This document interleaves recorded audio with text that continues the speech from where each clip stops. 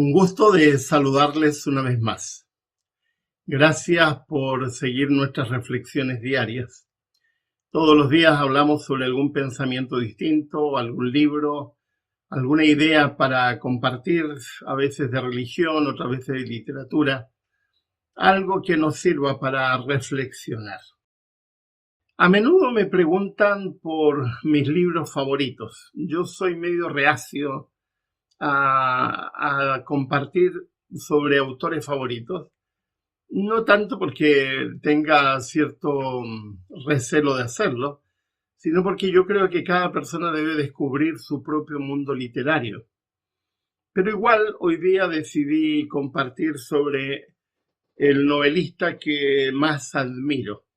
Y estuve contando, tengo 17 libros de él. Esos justo que se ven aquí, toda esa línea de libros de lomo azul son de ese autor. Ken Follett. El primer libro que leí es este mamotrepo de más de 1000 páginas.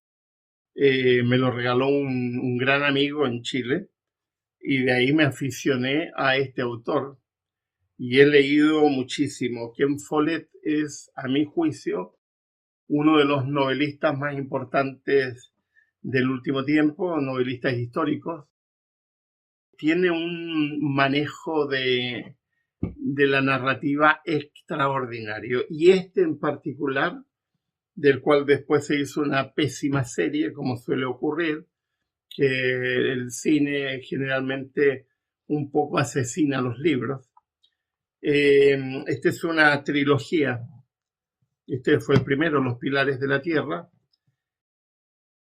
La idea de este libro es muy interesante.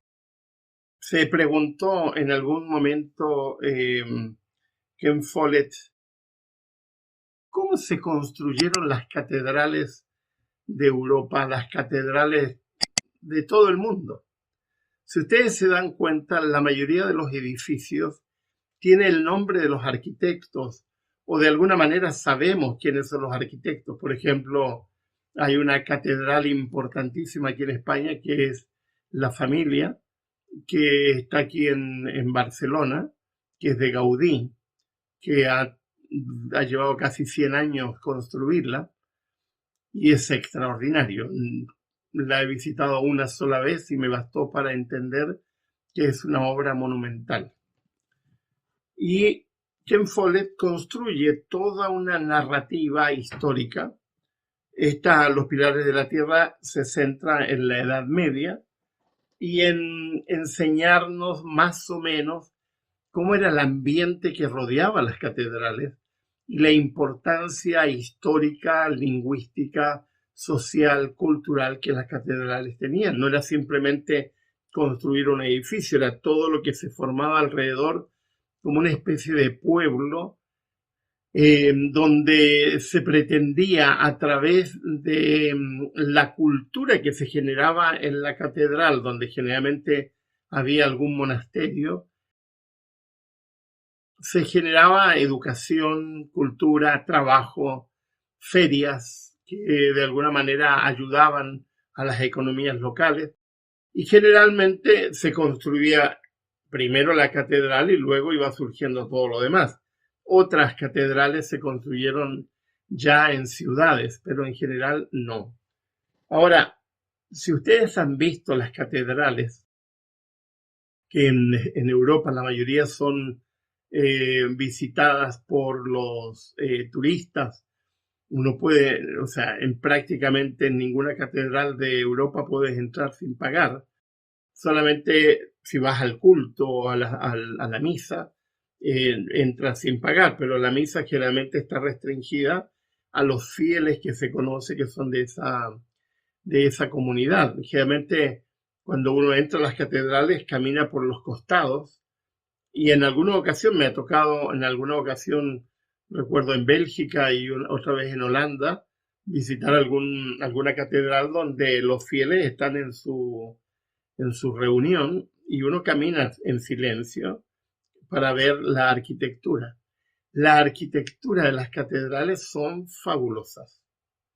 Mi bloguera, youtuber más importante para mí que yo sigo es el de una arquitecta española, la Tere, que hace análisis de las construcciones y explica por qué se construyeron de la forma como se construyeron y todo lo que demandó construir, la inteligencia práctica que se generó en torno a las catedrales. Ahora, eso para los que nos gusta la arquitectura es un placer observar, y a los que nos gusta la literatura, este libro es extraordinario. El inicio de la saga, luego continúa con los mismos personajes ya niños convertidos en adultos, ya pasa de la Edad Media a la época protestante, etc. ¿Eran necesarias las catedrales? No. ¿Son necesarios los templos? No, nunca lo fueron. Los templos y las catedrales son un invento de la Edad Media. Si uno lee la Biblia, el templo somos nosotros. Vosotros sois el templo del Espíritu Santo, dice el apóstol Pablo. Pero como a los seres humanos nos gusta la fanfarria, nos gusta el orgullo, nos gusta hacer esas construcciones inmensas para gloriar nuestra vanidad, bueno, las catedrales tenían un poco de eso, un poco de una mística vinculada con la lejanía de Dios, por eso son muy altas, y también con el achicarte, es decir, con el hacerte sentir disminuido. Yo he entrado a algunas catedrales, especialmente de estilo gótico, donde tú te sientes hormiga al mirar esas construcciones inmensas, especialmente en la nave central. Pero no son necesarias. Jesucristo no vino a que nosotros construyéramos templos. El apóstol Pablo lo entendió. Vosotros sois el templo del Espíritu Santo.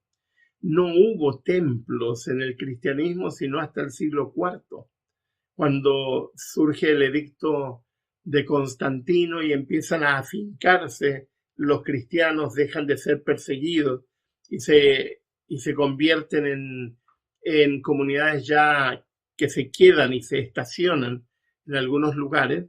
Entonces empiezan a construir al principio pequeñas capillas, originalmente casas agrandadas para que se reunieran pequeños grupos, pero no existía ni la liturgia ni los cultos. La gente cuando dice, pero es que la Biblia dice congregaos, no, el congregado del apóstol Pablo en Hebreos no tiene nada que ver con la congregación como lo entendemos hoy. Ese es uno de los grandes problemas del cristianismo y de quienes leen la Escritura sin entender los contextos, de aplicar conceptos de hoy hacia atrás, cuando deberíamos hacer el ejercicio al revés, preguntarnos qué entendieron los que leyeron por primera vez y aplicarlo a nuestra situación.